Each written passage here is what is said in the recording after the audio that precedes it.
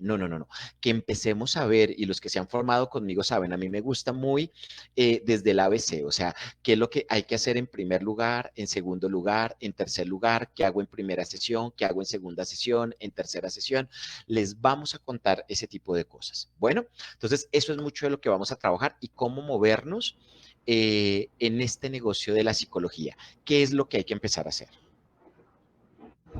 Pues yo les mencionaba precisamente que vamos a hablar sobre las pautas y herramientas de cómo disminuir el miedo en el paciente, pero los que no les había contado, este entrenamiento lo diseñamos como en doble vía, como en doble valor, porque si bien es cierto, cada uno de los profesionales de la psicología, en este particular de tener las herramientas para disminuir la ansiedad, el miedo, todo esto, también el profesional de psicología siente miedo, siente inseguridad, siente un poco de desconfianza en sí mismo cuando no cuenta con estos paso a paso que tú les estás mencionando en este momento, del qué hacer, del cómo hacer, de cómo direccionarse. Y dentro de los tópicos que tú nos mencionas, colocas una frase bien interesante que dice, el saber qué hacer disminuye el miedo a lo desconocido. Tal cual. Eso es importante. Exacto. Cuando tú tienes claro, yo les digo, yo superviso prácticas desde hace muchos años y el gran miedo que yo veo en los psicólogos en general es cuando uno no sabe qué hacer.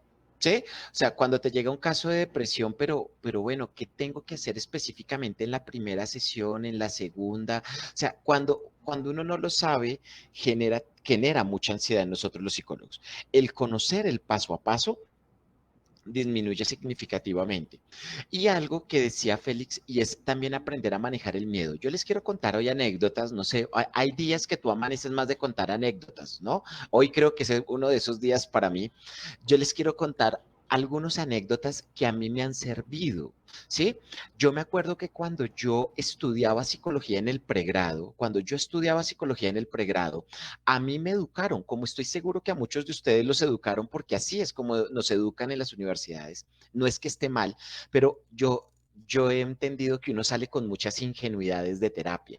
Uno cuando sale a trabajar, uno sale con ingenuidades. Ejemplo, a mí me entrenaron durante mis 5 años en la universidad, me enseñaron a que yo debía ser objetivo. Eso fue lo que a mí me dijeron, que yo tenía que ser objetivo. Objetivo es que me decían, Andrés, siempre que tú vayas a atender un caso, tú tienes que tomar distancia del paciente, ¿sí? Tú tienes que tomar distancia del paciente. Es decir, no te puedes involucrar emocionalmente con los casos. El caso es allá y tú acá. Tú tienes que aprender a ser objetivo con los casos. Pues cuando a mí me enseñaron eso, yo he creído que eso es como una ingenuidad, perdona, aquí que la gata se me sube.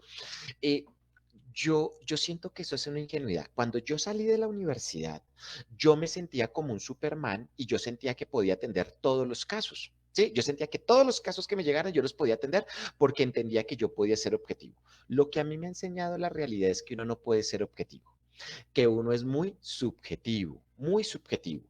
Y dentro de la subjetividad uno puede ser objetivo. ¿Cómo es esta cosa? Porque se vuelve como un juego de palabras chistoso.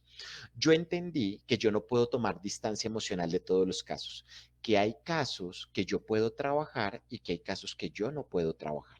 Eso es importante, ¿sí? Entender que hay casos que yo puedo trabajar y hay casos que no puedo trabajar.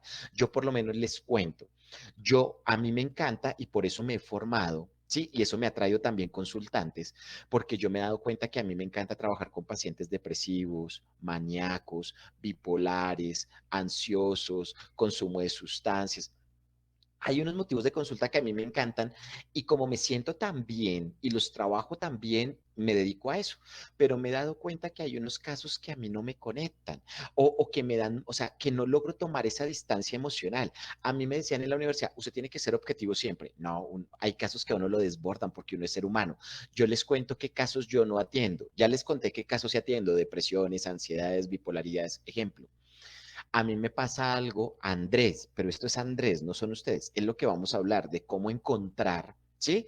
Esos casos, y hay que reflexionar sobre eso. Yo por lo menos, a mí me pasa algo con el tema del abuso sexual, y es que en términos de abuso sexual, a mí me va muy bien trabajando con las víctimas de abuso sexual. Me gusta, cuando he tenido que trabajar abusos sexuales con las víctimas, quisiera creer que me va bien. Tocaría preguntarle luego a los consultantes si se sienten bien conmigo. Pero cuando he tenido que trabajar con los victimarios, ¿sí? Ejemplo, me ha pasado que he tenido que trabajar varias consultas donde me llega el niño de 10 años que abusó a la hermanita de 6. ¿Sí?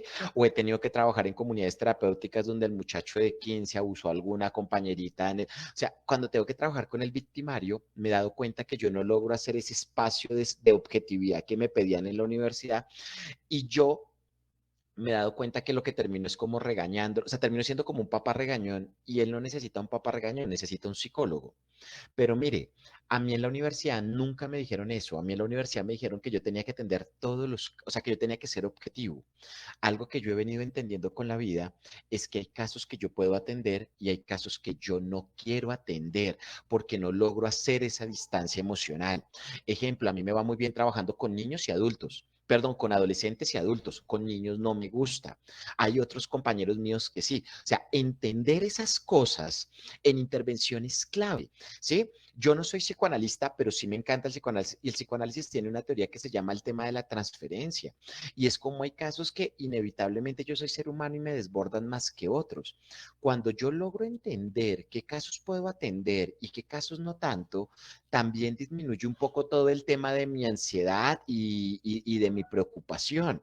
¿Sí? Entonces, esto yo también creo que es muy importante, aprender a encontrar cuáles son esos casos que yo puedo trabajar y los casos que no.